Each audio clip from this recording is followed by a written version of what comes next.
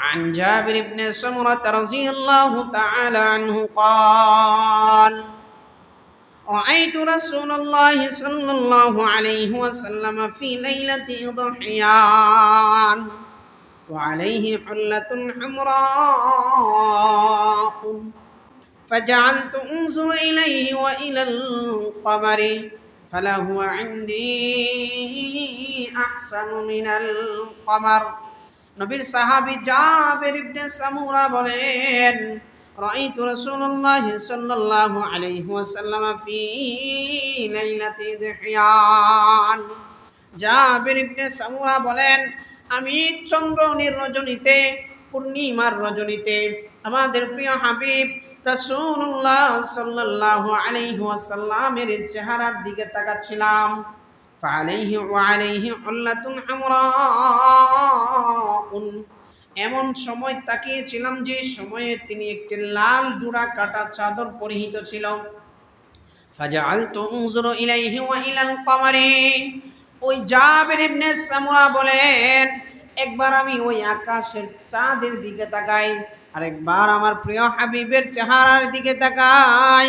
ফালাহু ইনদি আহসানু মিনাল কমার, জাবের ইবনে সামুরা বলেন আমি একবার চাঁদের দিকে তাকাই আর একবার আমার প্রিয় হাবিবের চেহারার দিকে তাকাই।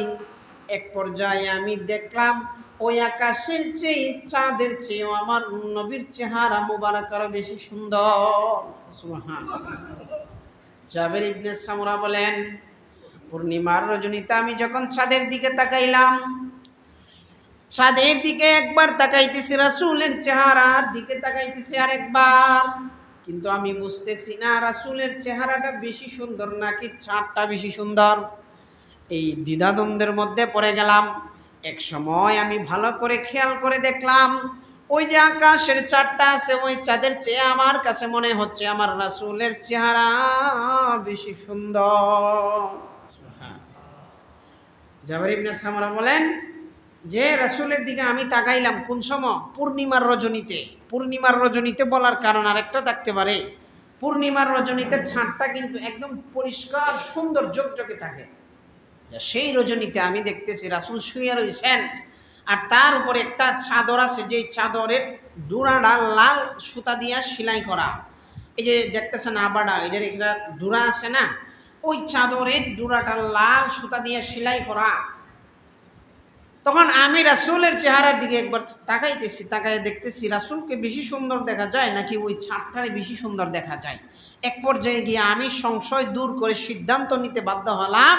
আমি সিদ্ধান্ত নিয়ে বুঝলাম যে চাঁদের চেয়ে আমার রাসূলের চেহারাটা বেশি সুন্দর। সুবহানাল্লাহ। এই জন্য কবি বলেন ওয়াজহুহু কাল বাদরি আও শামসিদ দুহা,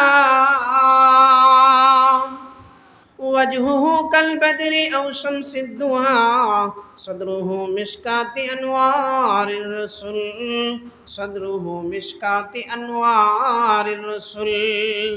শায়ের তিনি তার শেরের মধ্যে বলেন والشمس ضحى চেহারায়ে अनवर की झलक है والليل सजादे सुए हजरत की लचक है।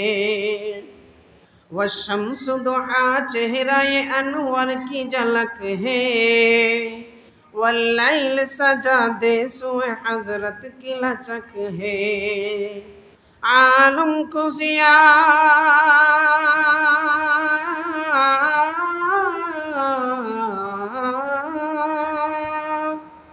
आलम को जिया जिसके वसीले से मिली है वो मेरा नबी मेरा नबी मेरा नबी है।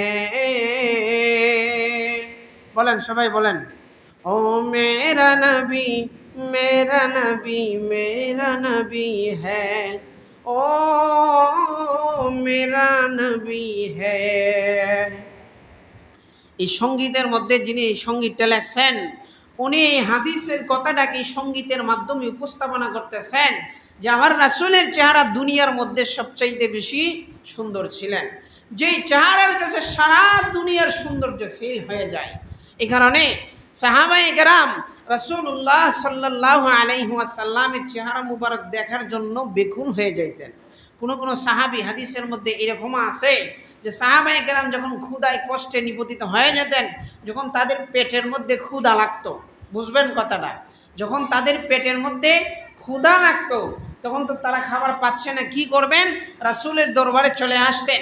সাহাবায়ে কেরাম একজন আরেকজনকে জিজ্ঞাসা করে এই জিনিসটা সমাধান পাইতেন যে রাসূলের চেহারা মুবারক যখন আমরা দেখতাম তখন আমাদের অন্তরটা একদম ভরপুর হয়ে যেত। সুবহানাল্লাহ।